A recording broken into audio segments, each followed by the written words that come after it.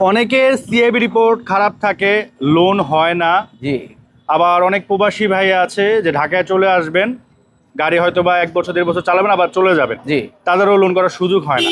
তো তাদের জন্য হচ্ছে এই গাড়িটা। এই গাড়িটা অলরেডি ব্যাংক লোন করা আছে। জি। 2018 মডেলের একটা গাড়ি, বাংলাদেশে মাত্র 7,000 কিলোমিটার চলছে। জি বাংলা 7,000। আচ্ছা, রেজিস্ট্রেশন কত ভাই এটা? রেজিস্ট্রেশন হচ্ছে 2024। 2024 মডেলিস্টা, বডি কিট সহ, বিল্ট ইন 360 ক্যামেরা জি এবং খুবই টিপটপ কন্ডিশনের একটা গাড়ি, মানে Advance premium, JBL সহ। প্রিমিয়াম। আচ্ছা, অ্যাজ লাইক আপনি রিকন্ডিশন বলতে পারেন।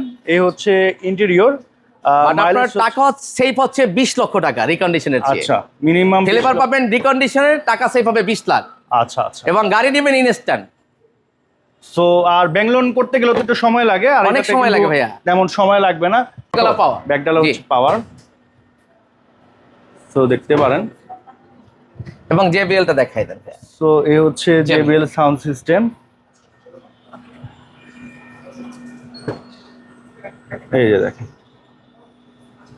এটা হচ্ছে প্যানোরামিক সানরুফ, মুনরুফ।